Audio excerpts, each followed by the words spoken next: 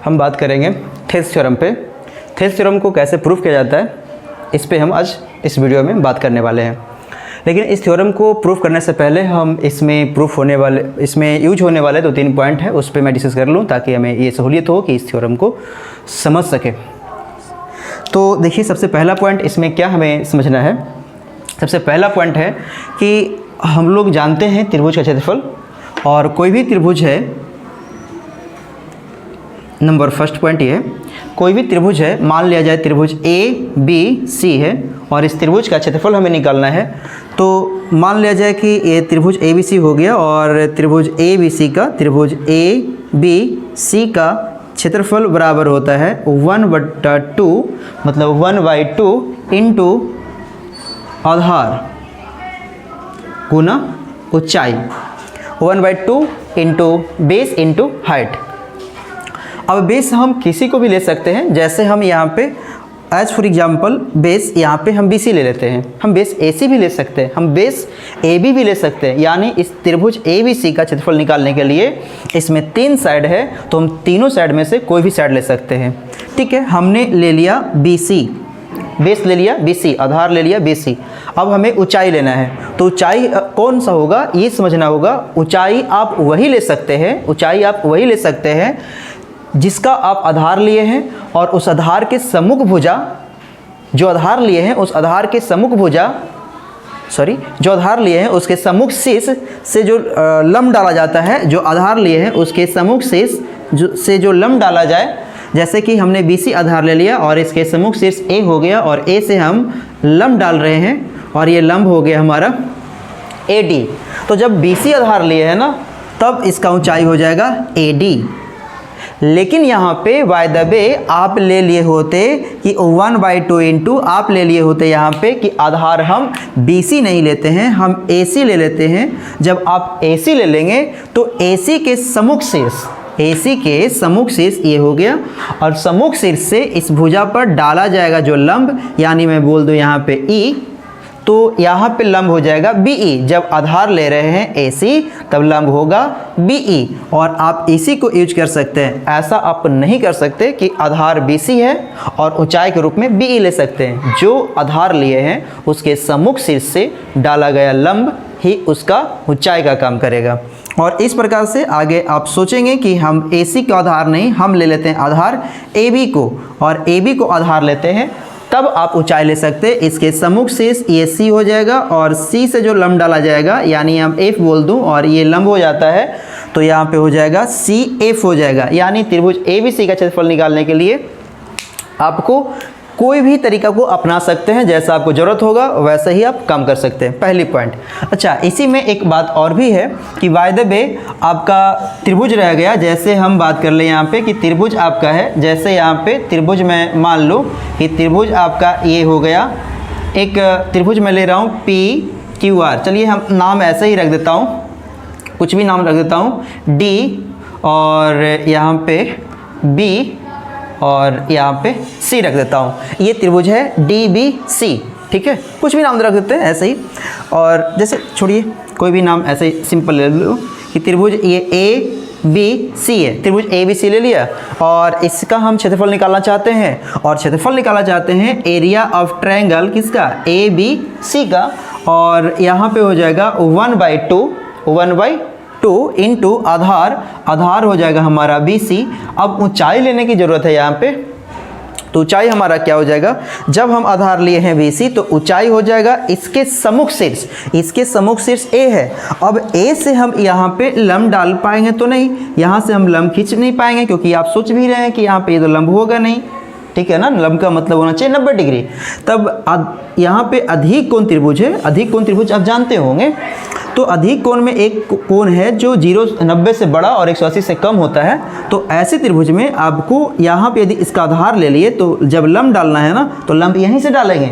लेकिन लंब ये जो डलाएगा, ये मान लिया जाए ये लंब हम स्केच कर रहे हैं, ये लंब खींचे तो इस भुजा पे नहीं मिल रहा है, लेकिन इस भुजा पे तो नहीं मिल रहा है, इस भुजा के बढ़े हुए भाग पर मिल रहा है, BC के बढ़े हुए भाग पर मिल रहा है, और ये लंब हो जाएगा, और ये A था तो यहाँ पे मैं D बोल दूँ, और ये हमारा हो जाएगा AD। मतलब ऊंचाई किसी भी आधार का संगत ऊंचाई होने के लिए ये कोई ज़रूरी नहीं है कि उसी भुजा पर होगा, उसके बड़े हुए भाग पर भी हो सकता है। और अधिक कोण त्रिभुज में एक भुजा अधिक कोण त्रिभुज में आपका ऐसा ही मिलेगा। ठीक है, तो ये पहला पॉइंट हो गया। हम नेक्स्ट पॉइंट डिस्कस करते हैं। इसके बाद क्या ज़रूरत पड़ेगा आपको नोट करना होगा, नोट कर लेंगे। इसके बाद जो हमारा डिस्कस करना है सेकंड पॉइंट ये है कि यदि आप दो समानांतर रेखा रखते हैं, यहाँ पे ये दो समानांतर रेखा है, ये दो समानांतर रेखा है और इस दोनों समानांतर रेखा के एक ही आधार पर, देखिए दो समानांतर रेखा है और इसमें हम आधार एक ले लिए ए बी एक आधार ले लिया और इस आधार पर देख सकते हैं, इस आधार पर एक त्रिभुज मैं बना लिया ABC और इसी आधार पर एक त्रिभुज मैं बना ले रहा हूँ ABD। ध्यान से समझेंगे, दो पैरेलल लाइन है और दो पैरेलल लाइन के बीच एक ही आधार पर दो या दो से अधिक त्रिभुज का क्षेत्रफल हमेशा समान होती है। ये थ्योरम पढ़ना था हम लोग का 9th में ही। ठीक है, तो यहाँ पे मैं लिख दूँ कि समानांतर दो समांतर रेखा के बीच एक ही आधार पर बने त्रिभुज का क्षेत्रफल हमेशा समान होती है। डेट मीन्स यहाँ बोल सकता हूँ, डेट मीन्स अर्थात area of triangle ABC is equal to हो जाएगा एरिया ऑफ ट्रायंगल ABD हो जाएगा। तो इसको भी आपको ध्यान रखना है, इसमें ज़रूरत है इसका। ठीक है, तो हम अब नेक्स्ट बात करना चाहता हूँ। अब आते हैं हम इस थ्योरम पे।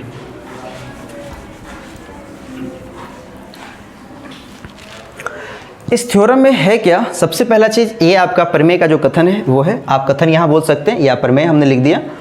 इस थ्योरम में कह क्या रहा है, सबसे पहले ये समझ लेते हैं। इस थ्योरम में बोला जा रहा है कि यदि किसी त्रिभुज की एक भुजा के समानांतर अन्य दो भुजाओं को भिन्न भिन्न बिंदुओं पर प्रतिच्छेद करने के लिए एक रेखा खींची जाए तो ये अन्य दो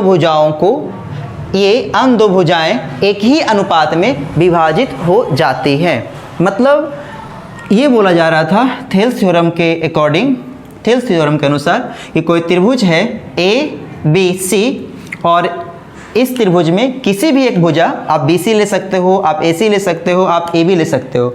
एज फॉर एग्जाम्पल हम BC ले लेते हैं और BC के समानांतर हम एक रेखा खींचते हैं और ये रेखा D और ये E है, ये रेखा आपका DE है। D और E रेखा त्रिभुज ABC के भुजा AB और भुजा AC के भिन्न भिन्न बिंदु D और E पर प्रतिच्छेद करती है। तो जो अनुपात होगा, ये रेखा जो दो भाग में बांटती है, तो इस दोनों भुजाओं का अनुपात जो होगा मतलब AD बटा BD इज इक्वल टू हो जाएगा AE बटा CE हो जाएगा। तो थेल्स थ्योरम में यही बस बोला जा रहा है कि एक भुजा के समानांतर खींची गई रेखा शेष अन्य दो भुजाओं को भिन्न भिन्न बिंदु पर प्रतिच्छेद करती है, तो यह रेखा शेष भुजाओं को समान अनुपात में विभाजित करती है और ये स्टेटमेंट में लिखा गया है। ठीक है, मेन थीम यही है और हम लोग को यही प्रूफ करना होगा। तो अब चलते हैं हम प्रूफ की तरफ। देखिए, सबसे पहले स्टेटमेंट आप समझ ले और प्रूफ क्या करना है। दिया गया क्या है, इस सारे दोनों चीज़ें हमको इस स्टेटमेंट से मिल जाएगा और स्टेटमेंट को बढ़िया से पढ़ते हैं। पहला ये लाइन है पूरा, देखिए इस पूरे स्टेटमेंट को आप दो लाइन में तोड़ लीजिए। पहला क्या बोल रहा है कि यदि किसी त्रिभुज की एक भुजा के समानांतर अन्य दो भुजाओं को भिन्न भिन्न बिंदुओं पर प्रतिच्छेद करने के लिए एक रेखा खींची जाए।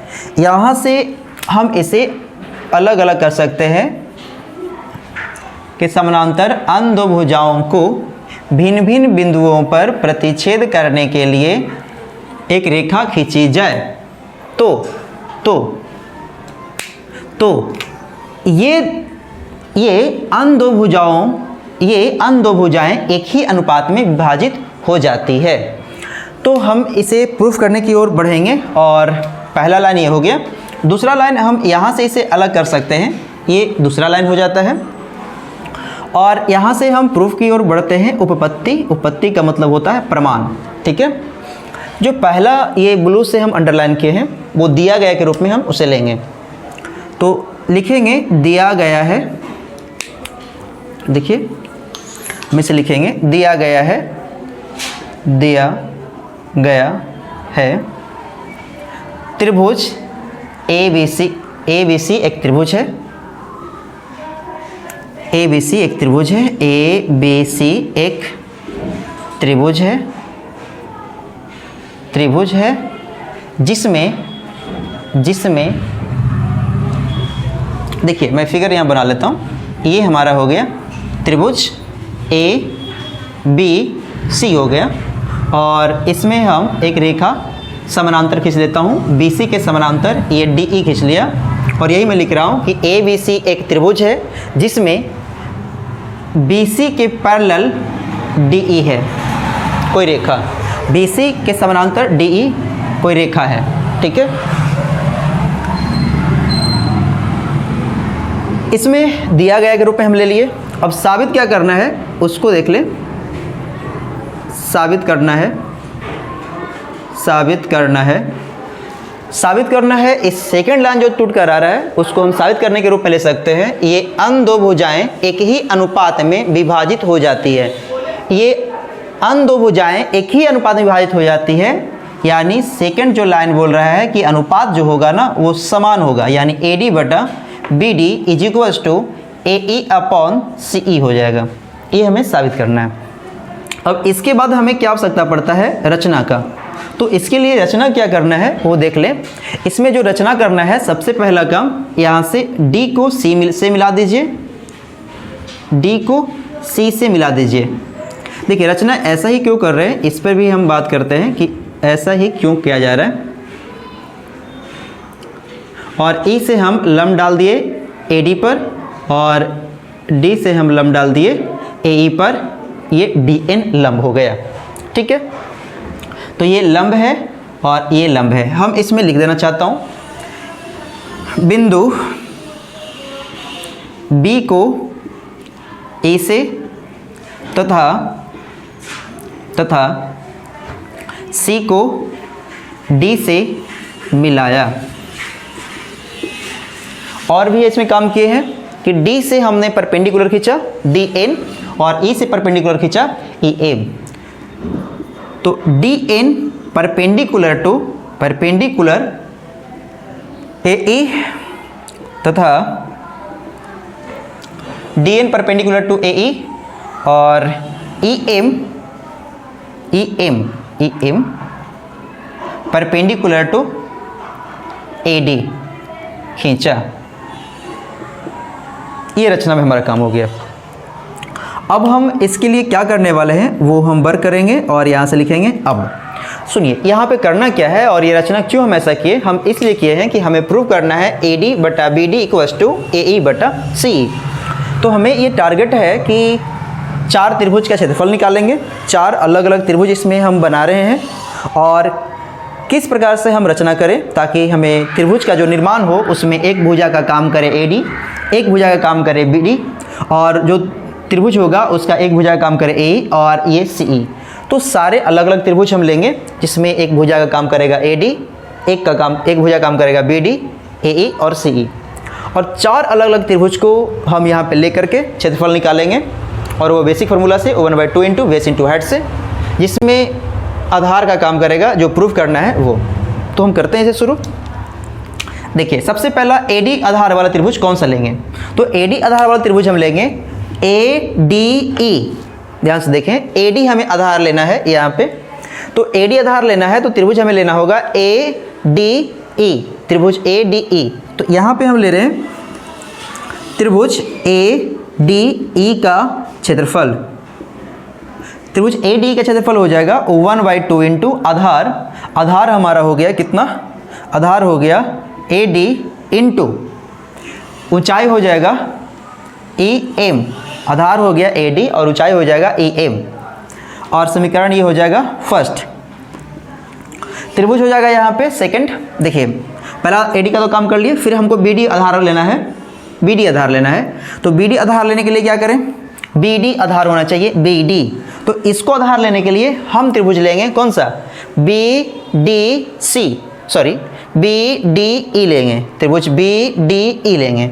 तो देखिए त्रिभुज BDE का क्षेत्रफल, त्रिभुज BDE का क्षेत्रफल बराबर क्या होगा, 1/2 इंटू हमने ले लिया आधार BD, आधार ले लिया BD। अब यहाँ पे सोचिए कि ये आपका आधार का काम कर रहा है, तो इसके सम्मुख शीर्ष से लंब डाला जाएगा। तो इसके सम्मुख शीर्ष E हो गया और इस से लंब डाल दिए पहले ही, जो लंब का काम करेगा EM, इसके सम्मुख शीर्ष से लंब डाला जाएगा, तो इसके बढ़े हुए भाग पर लंब है EM। तो यहाँ पे हम लिख देंगे EM, समीकरण नंबर 2, इसका भी काम हो गया। अब AE आधार के लिए हमको चाहिए, तो AE आधार कहाँ मिलेगा, AE आधार तो यहाँ पे मिल जाएगा, AE यानी त्रिभुज ADE में हम चलेंगे और ये हो जाएगा हमारा त्रिभुज ADE का क्षेत्रफल। ADE का क्षेत्रफल हो जाएगा 1/2 इंटू आधार हम ले रहे हैं क्या AE, और ऊंचाई इसका हो जाएगा DN हो जाएगा। समीकरण नंबर 3 हो गया, इसका भी काम खत्म। और बच गया CE हम देखें तो CE हमारा यहाँ पे है, ये है, तो हम त्रिभुज लेंगे DEC।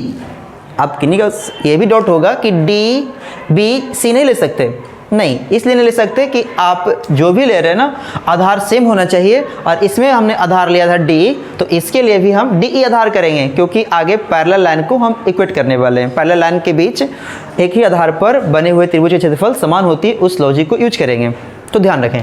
तो हमारा आधार क्या चाहिए, CE, तो CE हमारा ये हो गया आधार, तो हम त्रिभुज लेंगे कौन सा, त्रिभुज CDE, ठीक है। तो एरिया ऑफ ट्रायंगल त्रिभुज CDE का क्षेत्रफल बराबर हो जाएगा 1/2 इंटू CE इंटू, देखिए आधार ले लिया हमने CE, आधार ले लिया CE। अब CE आधार ले लिया तो यहाँ पे हमारा ऊंचाई क्या हो जाएगा, देखिए CE आधार लेने पर इसके सम्मुख शीर्ष D हो जाता है, और D से हम लंब डालेंगे, तो देखिए इसके सम्मुख शीर्ष D से लंब डालेंगे तो इस पर तो लंब जाएगा नहीं, इसके बढ़े हुए भाग पर देखिए, बढ़े हुए भाग यहाँ से D से N पर गया लंब, N बिंदु पर जो CE के बढ़े हुए भाग है, यानी हमारा ये लंब हो जाएगा DN, समीकरण नंबर 4, ठीक है। अब क्या करेंगे हम यहाँ पे, अब हमें चाहिए AD/BD, तो आप इसमें से देखिए कि किसका किसका अनुपात करेंगे। समीकरण 1 और 2 को हम भाग देंगे तो AD/BD मिल जाएगा, समीकरण 3 और 4 को भाग देंगे तो AE/CE मिल जाएगा। और यहाँ पे हम करते हैं समीकरण 1 भागा समीकरण 2, और समीकरण 1 भागा 2 करेंगे तो यहाँ पे हो जाएगा एरिया ऑफ ट्रायंगल, चलिए ऐसे ही है तो हम लिख देते हैं त्रिभुज ADE का क्षेत्रफल बटा त्रिभुज BDE का क्षेत्रफल, BDE का क्षेत्रफल बराबर यहाँ पे हो जाएगा 1/2 इंटू AD इंटू EM हो जाएगा, अपॉन यहाँ पे हो जाएगा 1/2 इंटू BD इंटू EM हो जाएगा। क्लियर है। आप यहाँ पे देख सकते हैं कि ये आपसे ये कैंसिल हो जाएगा, ये कैंसिल हो जाएगा, तो केवल बच गया AD/BD बच गया। तो आप इसे बढ़ाकर लिख सकते हैं कि त्रिभुज ADE का क्षेत्रफल अपॉन त्रिभुज BDE का क्षेत्रफल बराबर यहाँ पे हो जाएगा क्या, यहाँ पे हो जाएगा AD/BD हो जाएगा, AD/BD हो जाएगा। अब हम यहाँ पे करेंगे समीकरण, देखिए इसको भी आप नंबर दे सकते हैं तो दे दीजिए, ठीक है। और आगे हमें भाग देना है 3/4, इसके लिए हमें इसे इरेज करना होगा। और देखिए इसे,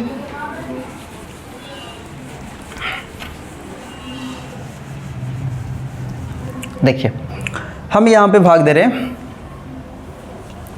समीकरण 3 डिवाइडेड बाई समीकरण नंबर 4, और यहाँ पे हो जाएगा एरिया ऑफ ट्रायंगल त्रिभुज ADE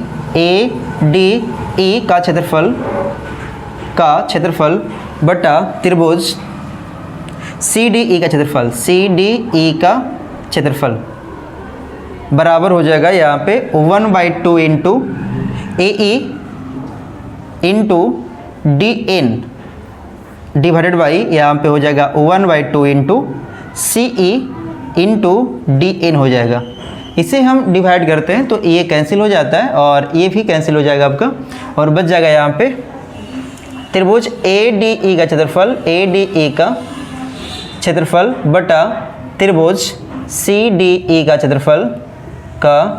क्षेत्रफल बराबर हो जाएगा यहाँ पे ए ई अपॉन सी ई, और इसे समीकरण नंबर बाई दे देंगे। इसे हम समीकरण x दे दिए और इसे हम y देते हैं। यहाँ पे आपका m था, ठीक है, ये a था। अब यहाँ पे है कि समीकरण x और y से हम देखते हैं तो न्यूमरेटर मतलब अंश में त्रिभुज ADE का क्षेत्रफल है और इसमें भी त्रिभुज ADE का क्षेत्रफल है, दोनों ही एरिया समान है। हर में देखेंगे तो हर में हमारा है ये BDE का क्षेत्रफल और यहाँ पे है CDE का क्षेत्रफल, और BDE का क्षेत्रफल इसे डार्क कर रखा हूँ, ब्लैक से है, BDE का क्षेत्रफल और CDE का क्षेत्रफल, दोनों ही त्रिभुज का क्षेत्रफल बराबर होगा। क्यों? क्योंकि ये दोनों समानांतर रेखाओं के बीच एक ही आधार पर बना हुआ है। तो हम बोल सकते हैं कि चूंकि त्रिभुज BDE का क्षेत्रफल BDE का क्षेत्रफल बराबर त्रिभुज CDE का क्षेत्रफल बराबर क्यों है? क्योंकि जानते हैं चूंकि दोनों त्रिभुज समांतर रेखाओं के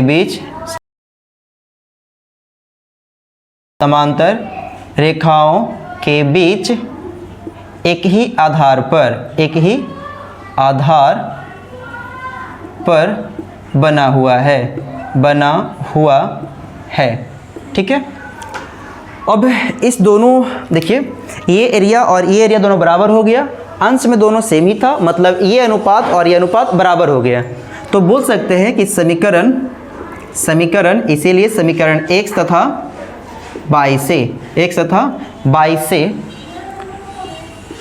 AD बटा BD बराबर हो गया AE बटा CE। ये प्रूव करना था हमें, प्रूव डेट। हम अगले वीडियो में बात करेंगे, इससे आगे क्वेश्चन लेकर आएंगे और भी बातें हम करेंगे। कोई समस्या है तो आप कमेंट कर सकते हैं। Thank you.